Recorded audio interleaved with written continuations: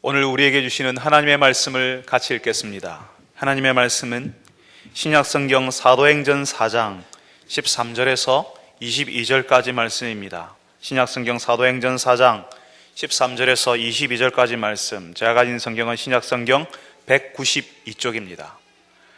신약성경 192쪽 사도행전 4장 13절에서 22절까지 말씀을 저하고 함께 교독하도록 하겠습니다. 제가 먼저 13절 말씀을 읽겠습니다. 그들이 베드로와 요한이 담대하게 말함을 보고 그들을 본래 학문 없는 범인으로 알았다가 이상히 여기며 또 전에 예수와 함께 있던 줄도 알고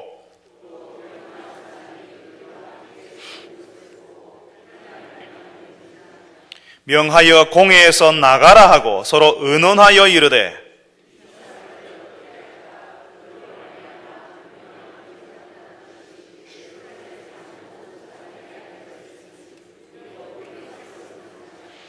이것이 민간에 더 퍼지지 못하게 그들을 위협하여 이후에는 이 이름으로 아무에게도 말하지 말게 하자 하고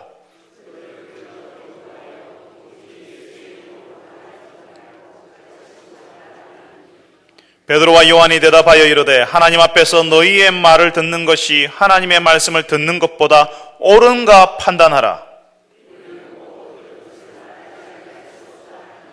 관리들이 백성들 때문에 그들을 어떻게 처벌할지 방법을 찾지 못하고 다시 위협하여 놓아주었으니 이는 모든 사람이 그 된 일을 보고 하나님께 영광을 돌림이라. 이 표적으로 병 나은 사람은 40여 세나 되었더라. 아멘. 할렐루야. 찬양대에서 하나님께 찬양을 올려드리겠습니다.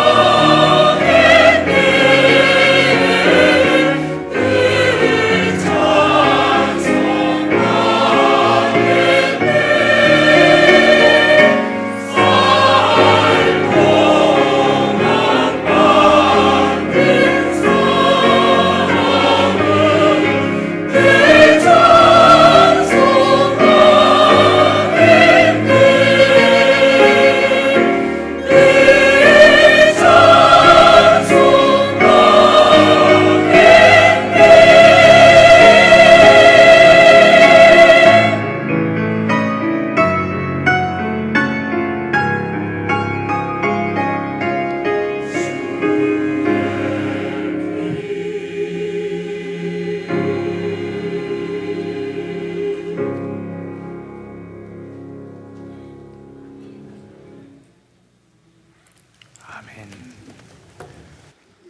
사랑하는 주님, 주께서 우리에게 주신 은혜, 주께서 우리에게 주신 사랑,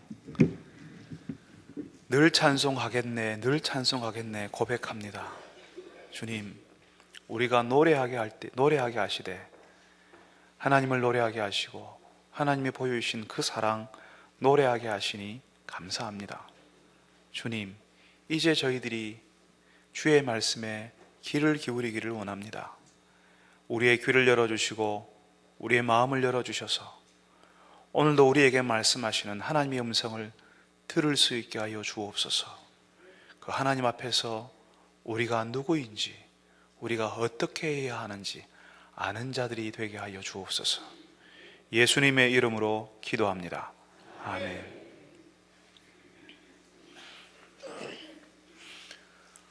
얼마 전에 우리 교회 성도가 입원한 병원을 찾아간 적이 있습니다. 몸에 종양이 발견되어서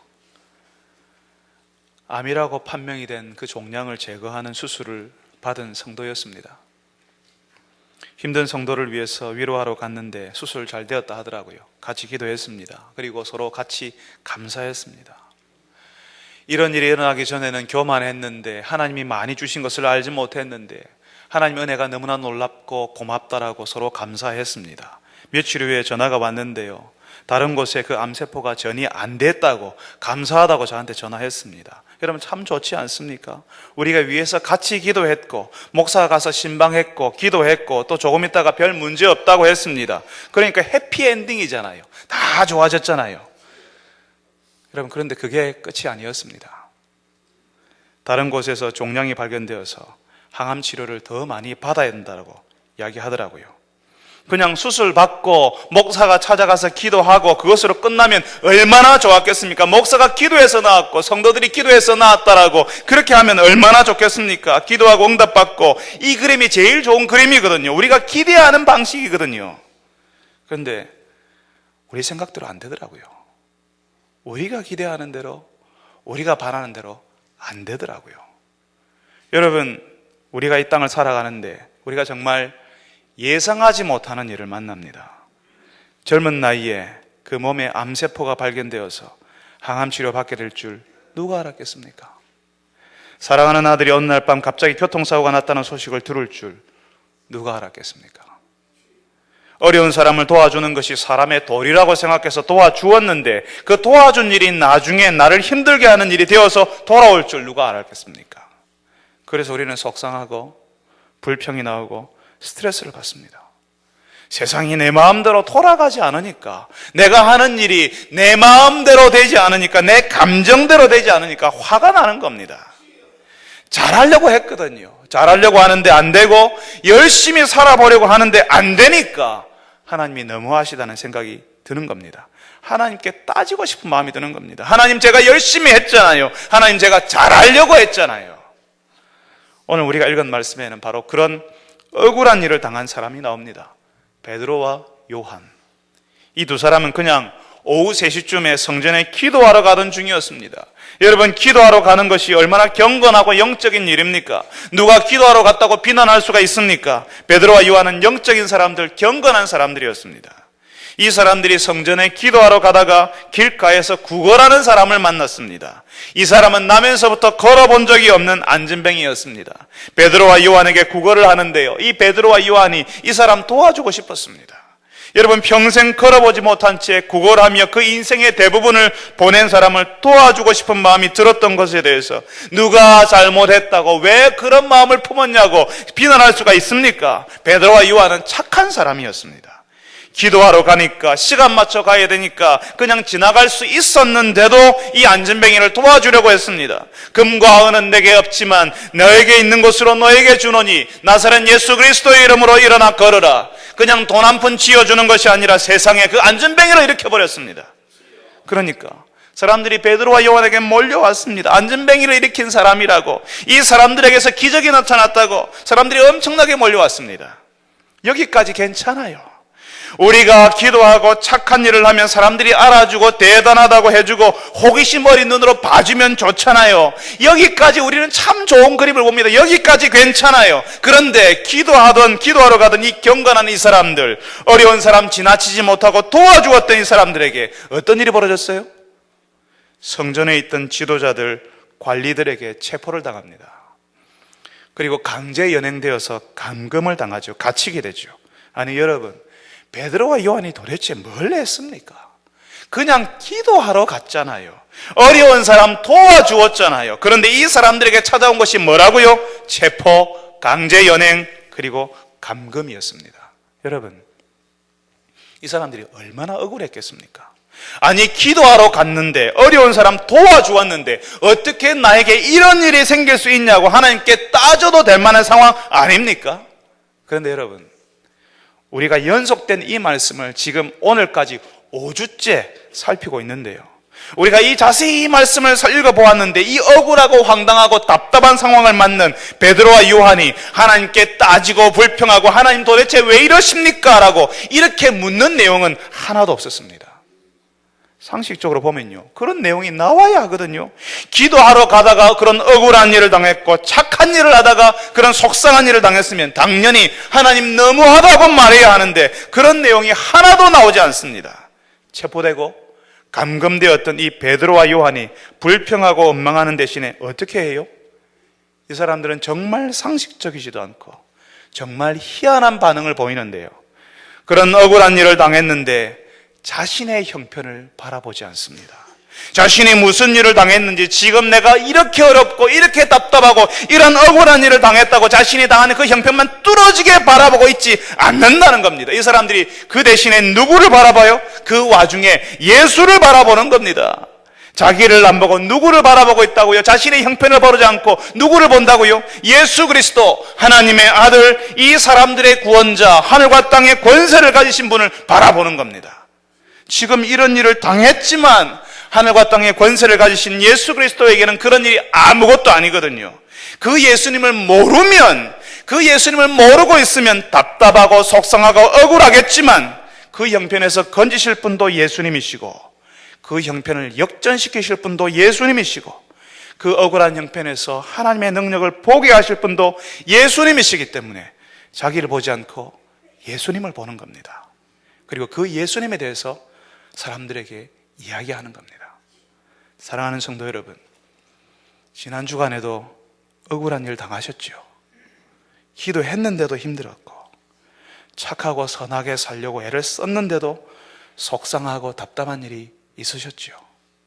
그래서 그 속상하고 답답한 일 때문에 우울하고 화도 나고 하나님을 믿는 것이 하나도 재미도 없고 교회 올 때도 신이 나는 것이 아니라 억지로 어쩔 수 없이 오는 분도 계시지요.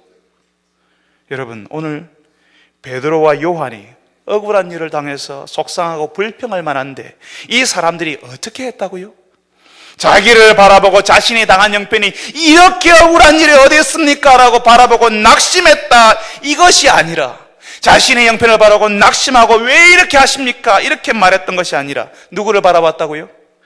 예수님, 하늘과 땅의 권세를 가지신 분, 우리가 당하는 모든 억울한 형편에서 건져내시고 그 형편 속에서 하나님의 선한 일을 이루어 가시는 그 예수님, 우리의 상식과 우리의 지혜보다 더 뛰어나셔서 우리의 불행한 일 속에서도 우리를 위한 복을 이루어내시는 그 예수님을 바라봤다고요. 사랑하는 성도 여러분, 억울한 일을 당하고 답답한 일을 만나고 속상한 일이 찾아와서 그 일만 바라보고 있는 여러분, 이제 눈을 들어 예수님을 바라보시기 바랍니다. 속상한 나, 억울한 나, 답답한 나가 아니라 그 속상함, 그 답답함, 그 억울함을 풀어줄 수 있는 예수를 바라보고 그 예수 안에서 평안을 누리시는 성도 여러분들이 되시기를 바랍니다. 여러분, 베드로와 요한은 기도하러 갔고 착한 일을 했는데도 불구하고 당하는 억울한 일을 만났는데도 누가 그런 일을 계획하겠습니까? 누가 그런 일을 의도하겠습니까? 자신의 의도, 자신의 계획과는 전혀 상관없는 일을 만났을 때에도 예수님을 바라보고 예수님을 의지하고 있었습니다. 그리고 기회가 있을 때에 그 예수님에 대해서 말을 합니다. 여러분, 물을 잔뜩 먹은 스펀지를 보신 적이 있습니까? 스펀지가 물을 흡수해서요, 물을 잔뜩 머금고 있으면 그 스펀지를 살짝만 건드리기만 해도 물이 흘러나옵니다. 스펀지가 물을 잔뜩 머금고 있으니까요. 그 스펀지를 세게 누르면 물이 더 많이 나옵니다. 누르면 누를수록 물은 더 많이 흘러서 나옵니다. 여러분, 이 베드로와 요한은 예수님으로 가득 차 있는 사람들이었습니다. 다시 말하면 성령으로 충만한 사람들이었다고요. 그러니까 바깥에서 누가 쿡 찌르기만 해도 뭐가 나온다고요? 예수 그리스도 고생 한번 해보라고, 한번 맛 좀 보라고 다시 세게 누르면 그때 뭐가 더 많이 나온다고요? 예수를 더 의지하고, 예수를 더 찬송하고, 예수님께 더 기도하고, 그 형편 속에서 예수님이 주시는 은혜와 능력에 대해서 더 많이 말하게 되는 겁니다. 어떤 형편을 만나든지 상관없습니다. 자신을 보지 않고 예수를 바라보고 있으니까요. 자신의 형편을 바라보는 것이 아니라 예수를 바라보고 있으니까 자신의 형편과 자신의 상황에 상관없는 평안, 다른 사람과 비교할 수 없는 만족이 찾아오는 것입니다. 그러니까 이 베드로와 요한을 감금했다가 신문하던 사람들이, 제사장들, 관리들이 놀라는 겁니다.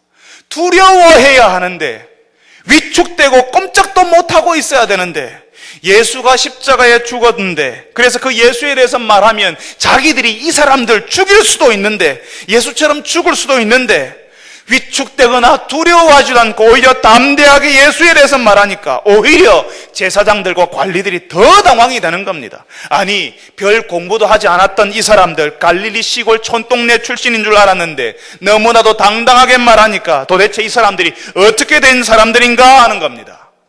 거기다가 결정적으로 베드로와 요한 옆에는 한때는 한 번도 서본 적이 없었던 사람, 남에서부터 안전뱅이였던 그 사람이 서서 걷고, 지금 이제 베드로와 요한 옆에 같이 그 사람이 같이 있거든요. 그러니까 베드로의 말에 이 난다 긴다 하는 이 전문가들이 반박할 말이 없는 겁니다. 우리가 읽었던 말씀 14절에 또 병 나은 사람이 그들과 함께 서 있는 것을 보고 비난할 말이 없는지라. 여러분, 우리가 이 땅의 사람들에게 나타내어야 할 증거가 바로 이것입니다. 나면서부터 안전뱅이 같은 모습이었던 사람들이었는데, 나면서부터 안전뱅이의 모습 같은 저희들이었는데, 회복된 사람들, 좋아진 사람들, 달라진 사람들이 바로 이 땅의 사람들에게 보여주어야 하는 하나님의 증거라는 것입니다. 세상은 우리가 공갈빵인 줄 압니다.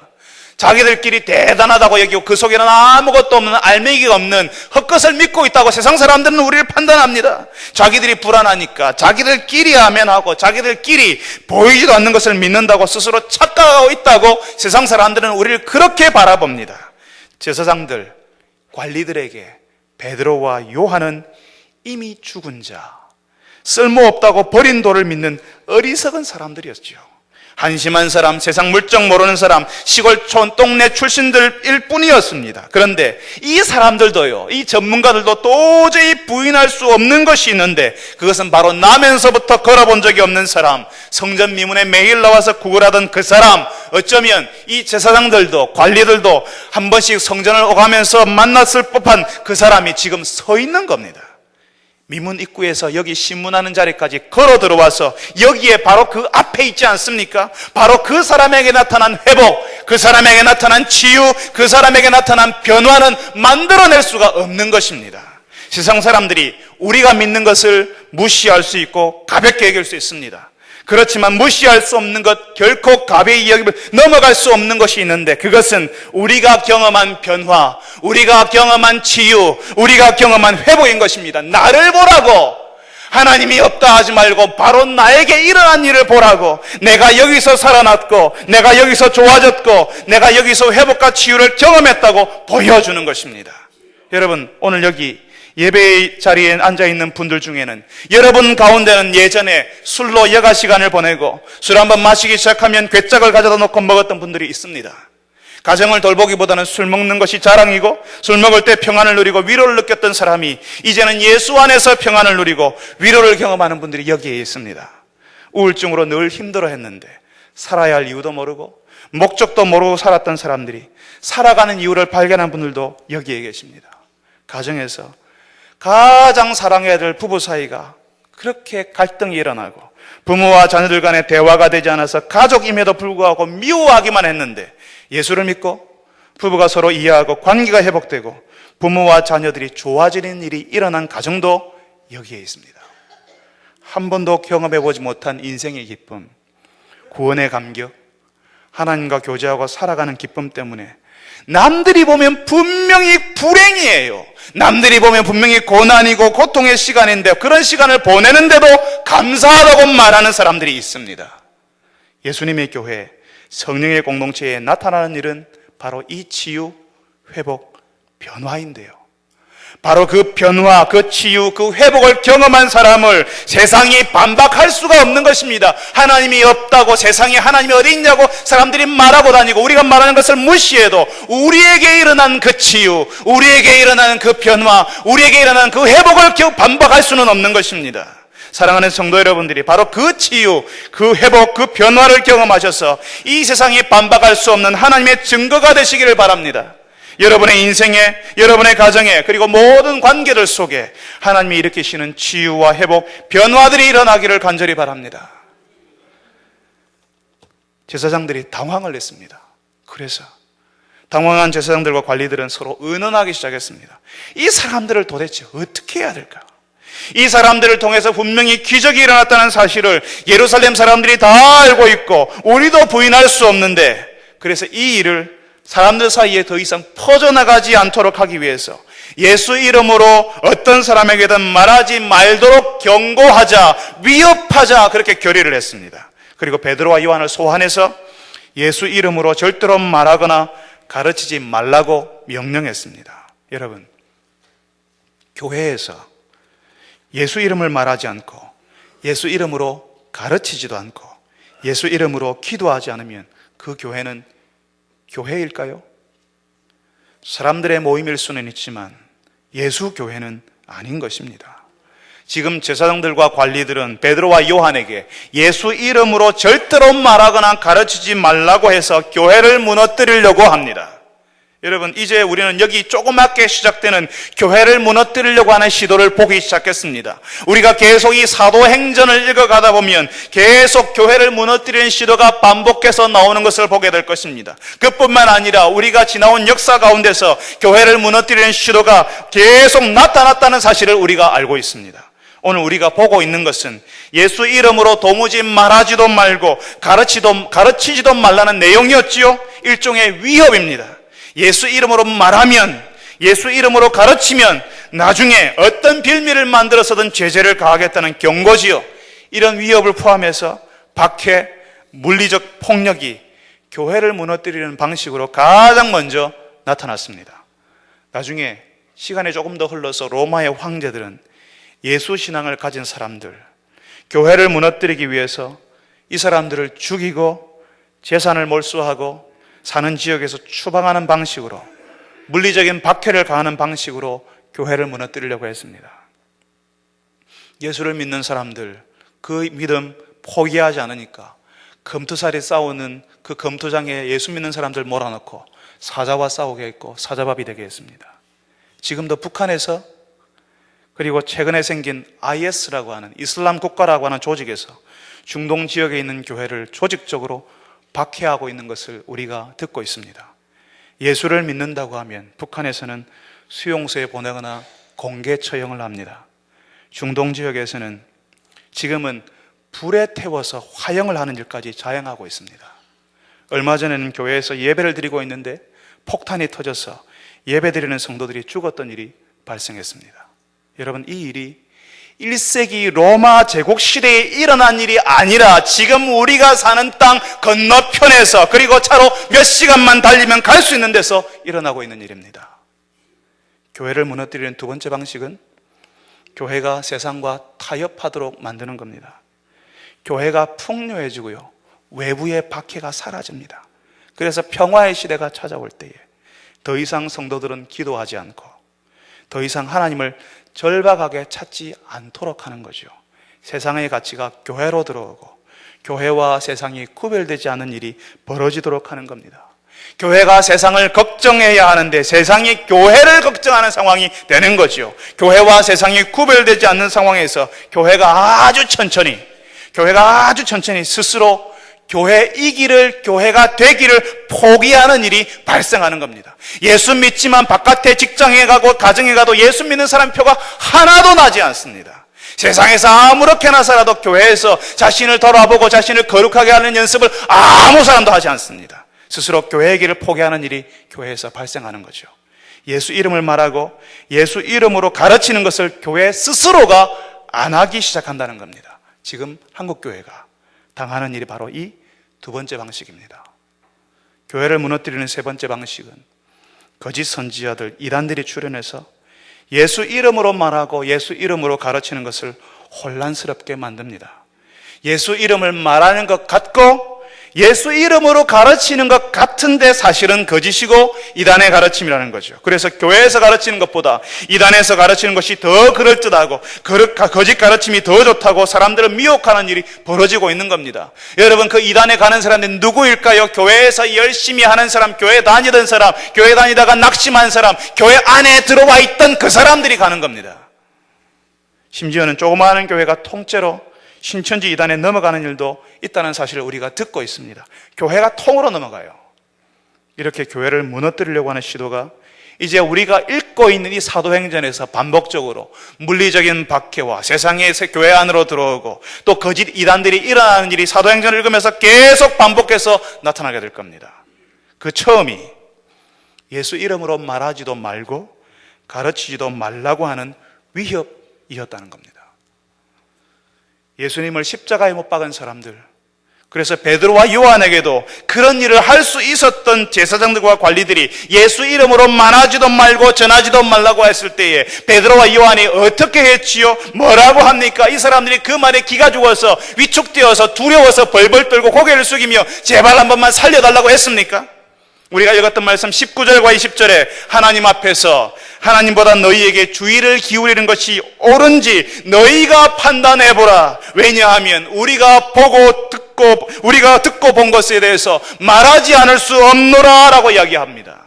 베드로와 요한의 이야기는 권력자들이 자신의 힘을 이용해서 예수 이름으로 말하고 가르치는 것을 막으려고 해도, 그리고 명령한 것을 지키지 않았다고 처벌하려고 해도 예수 이름으로 말하고 가르치는 것을 계속하겠다, 포기하지 않겠다는 것입니다. 그런 위협을 가하면 베드로와 요한이 겁을 먹어야 되는데 그렇지 않았다는 겁니다. 왜냐하면 예수님이 죽었다가 살아난 것을 봤거든요. 그 예수님이 하늘로 영광 가운데 올려가시는 것을 봤거든요. 그 예수님이 다시 영광 중에 오신다는 말씀을 들었거든요. 그러니까 그 예수님이 하늘과 땅의 권세를 가지신 왕이라는 사실을 알았기 때문에 말하지 않을 수 없다는 겁니다. 누구를 두려워해야 되는지 이 베드로와 요한이 알고 있었기 때문에요. 그래서 나면서부터 걸어본 적이 없는 안전뱅이가 예수 이름으로 일어났잖아요. 그걸 봤는데 바로 그 일이 베드로의 손끝에서 일어났는데 어떻게 그 일을 말하지 않을 수가 있겠습니까? 제가 아는 분이 한 분 있습니다. 이분은 예전에 위암 선고를 받았습니다. 죽는다고 했습니다. 그런데 그분이 기도원에 가서 작정하고 기도를 했습니다. 그리고 또 기도를 받기도 했습니다. 그분이 어떻게 됐을까요? 그 위암 깨끗하게 치료받았습니다. 그게 지금으로부터 약 20년 전의 이야기입니다. 그분이 아직도 건강하게 살고 있습니다. 그런데 그분이요, 어떻게 하냐면요, 기회만 되면 자신의 위를 찍었던 위암 덩어리가 보이는 그 엑스레이 사진을 다른 사람들에게 보여주는 겁니다. 내가 이렇게 위암으로 죽을 사람이었다고, 그런데 하나님께서 살려주셨다고 말하고 다니는 겁니다. 누가 그분에게 그렇게 말하라고 이야기했습니까? 누가 명령했습니까? 부탁했습니까? 아니에요. 자신에게 일어난 그 놀라운 일을 말하지 않으면 견딜 수가 없는 겁니다. 말하고 싶은 겁니다. 자기에게 일어난 그 일을 하나님의 은혜와 능력이었다는 사실을 알고 있기 때문에 말하고 싶은 겁니다. 제자 훈련을 받으면서 그전에 발견하지 못한 자신의 모습을 발견하고 회개한 사람들이, 선교 탐방에서 받은 감격이 있는 사람들이 그냥 가만히 있던 거 보셨습니까? 가까이 지낸 사람 만나면요, 뭐라고 해요? 야, 참 좋더라. 당신 한번 가봐라. 당신도 한번 해봐라. 당신도 꼭 경험해봐라. 그러는 겁니다. 말씀을 깨달은 사람, 말씀의 은혜를 받은 사람, 사랑방 모임에 가서 가만히 있지 않습니다. 자신의 받은 은혜를 그 사랑방 모임에서 다른 사람들에게 쏟아내기 시작하는 겁니다. 여러분, 어제 새벽 시간에 같이 읽었던 말씀이요, 우리 성도들이 함께 읽었던 말씀이 마태복음 말씀인데 예수님께서 두 맹인을 고치신 내용이었습니다. 예수님을 이 두 맹인이 계속 따라오는 거예요. 다윗의 자손 예수여 우리를 불쌍히 여겨주십시오. 계속 소리치면서 따라오는 겁니다. 나중에 예수님께서 모른 척 하시다가 그 예수님께서 그 사람들의 믿음을 보시고 고쳐주셨다 합니다. 그리고 나서 예수님이 그 사람들에게 그래요. 아무에게도 이야기하지 말라고 엄히 경고하십니다. 아무에게도 이야기하지 말라고요. 사람들이 바로 예수님 그분에게 관심을 가지는 것이 아니라 예수님이 전하는 말씀을 듣고 하나님을 알려고 하는 것이 아니라 예수에게 가면 병 낫는다더라, 예수가 다 고쳐준다더라는 그런 소문이 날까봐, 사람들이 예수님을 잘못 알게 될까봐 예수님께서 맹인들에게 고쳐주신 그 이야기 못하게 했거든요. 그런데 그 말씀을 그 다음 구절을 보면요, 마태복음 그 말씀에 보면 그 사람들이 나가서 온 땅에 예수의 소문을 퍼뜨리니라. 가만히 있을 수 없다는 거죠. 나에게 일어난 일, 나에게 나타난 예수님의 능력, 하나님의 은혜를 경험하면 가만히 있을 수가 없다는 겁니다. 그게 예수님이 일으키신 일이라는 사실을 아는 사람은 가만히 있지 못한다고요. 말하지 않을 수 없다고요. 못하게 해도, 하지 말라고 해도 나에게 일어난 것이 예수의 능력이었고 하나님의 은혜였다는 사실을 알면 내가 아는 사람에게, 내가 소중히 여기는 그 사람들에게 은밀하게 그 사람에게 이야기해 주는 겁니다. 여러분, 그렇다면 예수님의 능력을 경험하고 하나님의 은혜를 체험하는 사람들이 자신의 사람들에게, 소중히 여기는 사람들에게 자신이 경험한 것 말하게 되는 것이라면, 그런 것이라면 우리는 왜, 우리 중에 어떤 사람은 왜 예수님에 대해서 말하지 않을까요? 처음 제가 설교를 시작할 때에 베드로와 요한은 자신이 당한 억울한 형편을 보는 것이 아니라 예수를 바라보았다고 했는데 왜 우리는 예수를 바라보지 못하고 우리가 당하는 억울한 형편만 뚫어져라 바라보고 있을까요? 여러분, 베드로와 요한은 제사장들과 관리들이 도무지 예수의 이름으로 말하지도 말고 가르치도 말라고 하는 그 위협 앞에서 우리가 보고 들은 것을 말하지 않을 수 없다라고 했습니다. 그런데 우리는 보고 들은 것이 없거든요. 그러니까 말할 거리도 없지요. 여러분, 그렇습니다. 예수님이 우리에게 보여주시고 들려주셨으면 우리도 막 말할 텐데, 우리도 참을 수 없을 텐데, 우리에게는 보여주지도 않았고 들려주지도 않았으니까 우리도 할 말이 없는 건 아니겠습니까? 라고 말할 수 있죠. 예수님이 하셨다는 사실을 알면, 예수님이 우리에게 보여주셨고 예수님이 그 일을 하셨다는 사실을 알면 우리도 말할 텐데, 예수님이 우리에게 뭔가를 해준 적도 없잖아요. 여러분, 그렇게 생각하시지 않습니까? 여러분, 우리가요 얼마나 예수님께 집중하지 않는지 모릅니다. 예수님께서 우리에게 보여주시고 들려주셔도 우리는 조금만 지나면 잊어버립니다. 끔찍한 사고를 당하고 집안에 어려움이 있고 도저히 안 되는 병을 만나서 예수님이 이번에 제발 좀 도와주세요, 예수님이 도와주셔야 살 수 있습니다, 도와주시면 뭐든지 하겠습니다라고 기도하는 분들이 계십니다. 여러분, 실제로 예수님이 도와주시지 않으시면 그 끔찍한 사고, 그 고통스러운 어려움, 그 도저히 치료 불가능한 질병 감당할 수 없거든요. 그래서 예수님이 기도한 대로 그 끔찍한 사고에서 회복을 주시고 어려움에서 벗어나게 하시고 그 안 되는 질병 고쳐주셨습니다. 그러니까 그분들이 예수님을 찬양하고 감격 가운데 살면서 우리가 보고 들은 것을 말하지 않을 수 없다 이렇게 하였습니까? 아니에요. 다 잊어버립니다.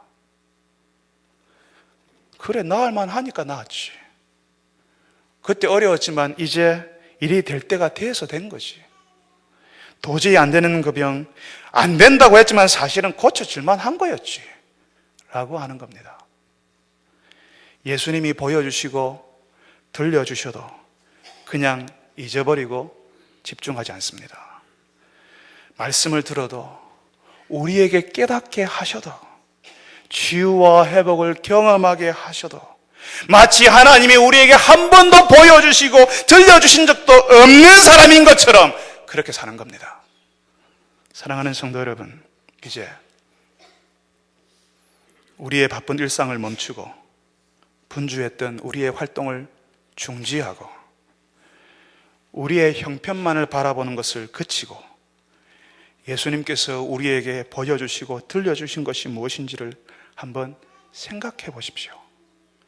말씀을 깨닫게 하시고 하나님의 임재를 알게 하시고 하나님 앞에 서 있는 여러분의 상태를 보게 하시지 않으셨습니까?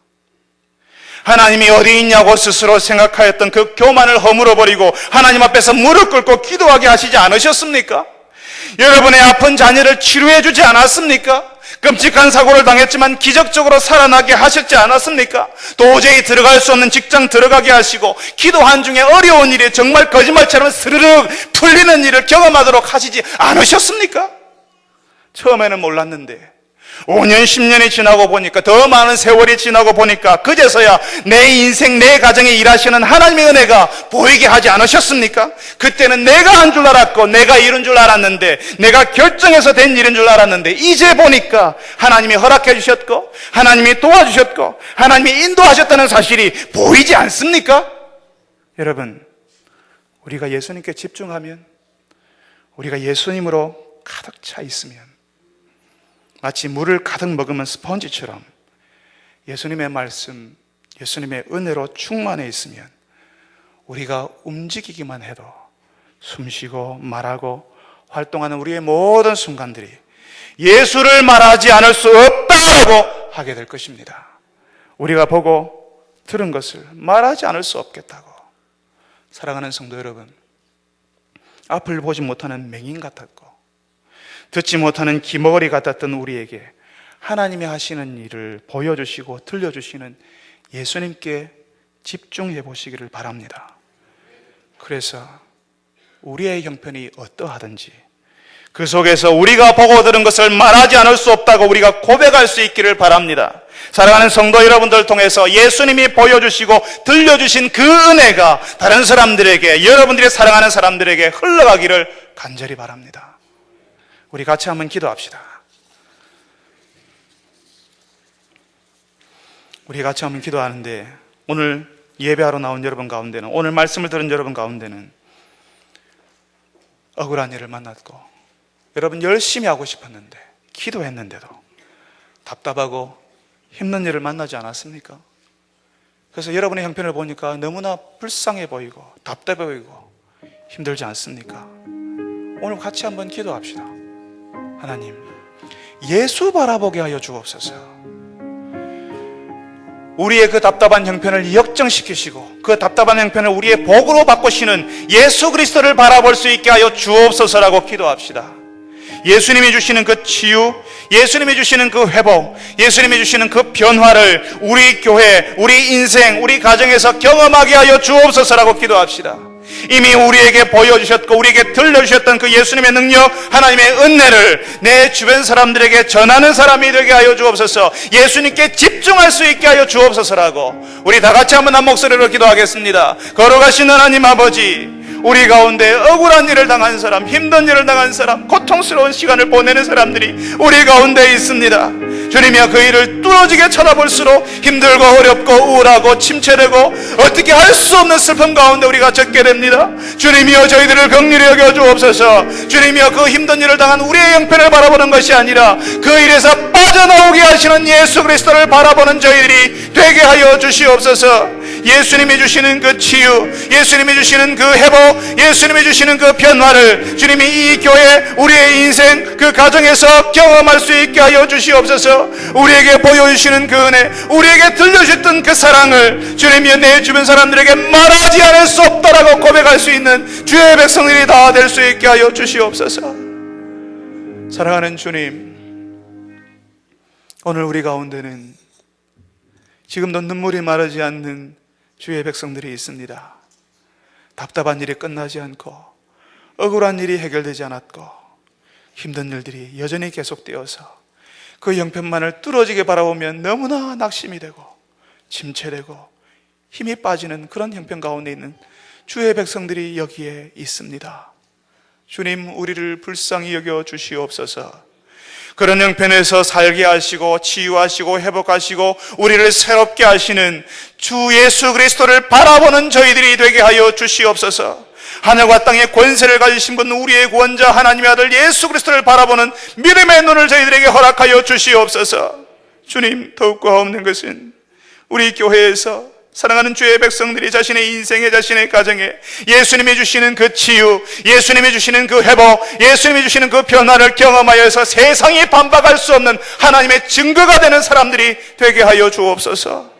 이미 우리에게 주신 은혜가 있고 이미 우리에게 들려주셨던 하나님의 놀라운 사랑이 있는데 주님이여, 우리가 이것을 잊어버리고 살았습니다. 예수님께 집중하게 하여 주시옵소서. 우리에게 주신 그 은혜를 내 주변 사람들에게 전하는 사람들, 그 은혜, 그 사랑을 말하지 않을 수 없다라고 고백하는 주의 백성들이 다 될 수 있게 하여 주옵소서.